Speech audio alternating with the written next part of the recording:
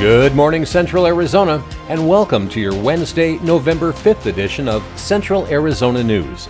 Brought to you by Lowry's Window and Door, serving happy, satisfied customers here for over 30 years. And by Plant Fair Nursery on Highway 260 in Star Valley.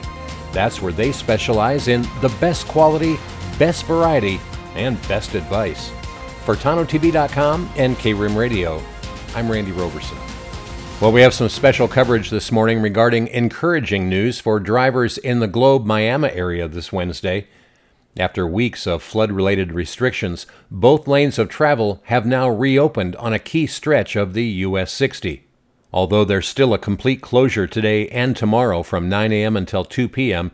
due to bridge replacement work, the Arizona Department of Transportation says an interim repair project on US 60 between Superior and the Globe, Miami area is now complete, restoring two-lane travel for the first time since the late October floods.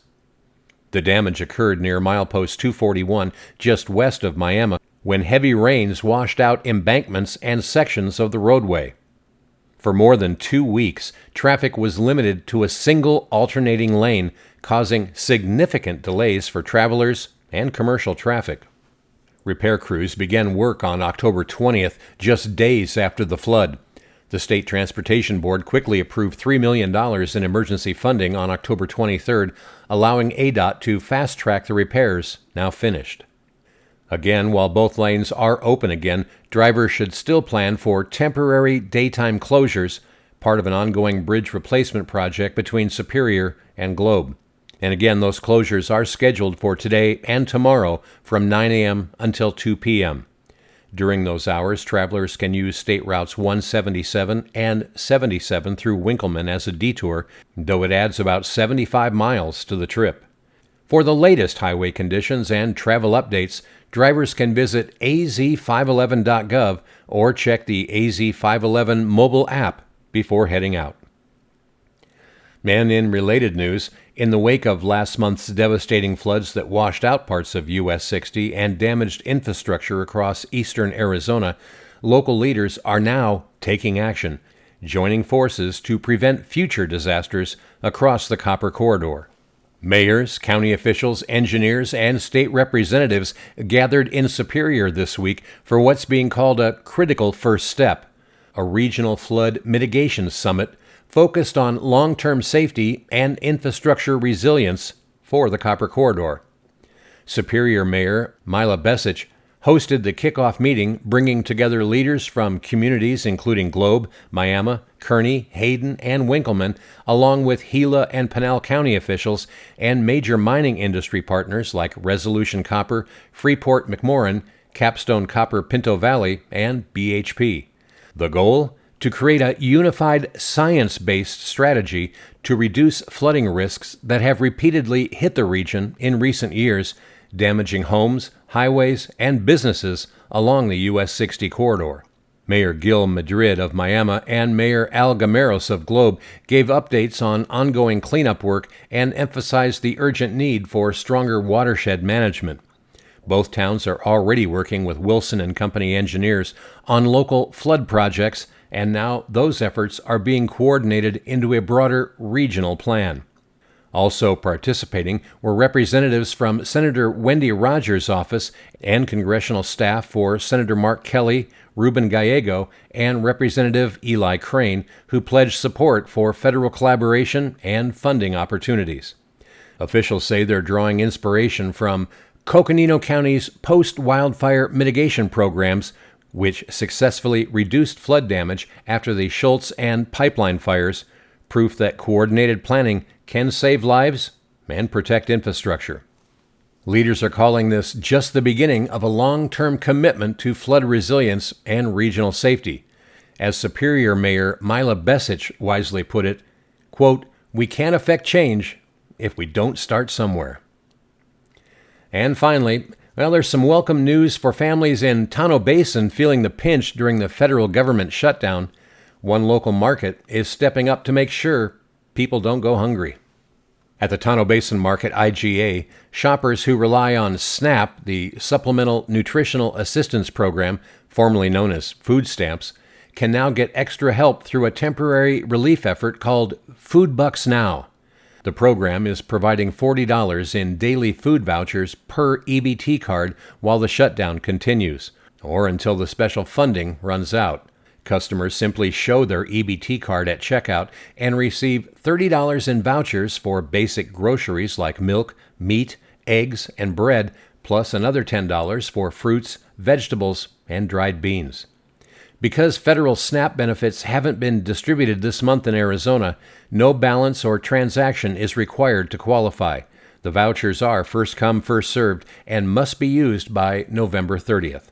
A spokesman for Pinnacle Prevention, the nonprofit behind the effort, says while Food Bucks Now can't replace SNAP benefits, it is a way to offer immediate help and a little hope to families struggling to make ends meet. More than 850,000 Arizonans rely on SNAP to put food on the table. Food Bucks Now operates several double-up Food Bucks locations statewide, including Tonto Basin Market IGA at 45994 Highway 188 in Tonto Basin. By the way, they're open daily from 6 a.m. until 8 p.m. Well, still ahead on Tonto-TV weather, sunny skies and warm days continue across central Arizona, but could changes be on the horizon? We'll look at when the next system might finally bring rain and maybe even snow. Your full forecast right after the break. Fall is for planting, and right now is the best time to give your garden a head start for spring. At Plant Fair Nursery on Highway 260 in Star Valley, they've got everything you need. Evergreens, great fall color in other trees, flower bulbs, fall annuals, and even cool weather veggies. With all of these, when you plant in fall, roots grow strong all winter long. So by spring, you'll see nearly a full year's worth of growth advantage. Make this your season to grow. Stop by Plant Fair Nursery in Star Valley and plant the future today.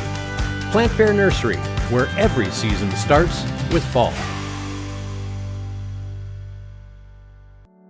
I'm Garrett Goldman, and this year my wife and I decided to remodel our home. The home was built as a period-specific home modeled after an 1800s farmhouse and had single-pane windows which were very inefficient. When we started the planning process, we interviewed several window companies to retrofit the existing windows in our house, and we chose Lowry's Window and Door as our contractor. The reason we picked Lowry's is their customer service. The owner of the company, Bobby Lowry, came out to our house multiple times to identify a window that would fit within the existing windows, and then also a method that would allow us to keep all of the existing woodwork in the house and not have to redo any of it. Looking at all of the options for windows, we chose Pella double pane windows for our house because of their look and also their ability to be retrofitted into the existing window frames.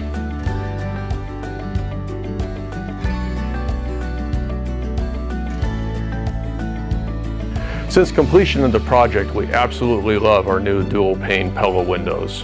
I would recommend Lowry's for anybody looking to retrofit your existing windows or a new build because of their experience, craftsmanship, and exceptional customer service.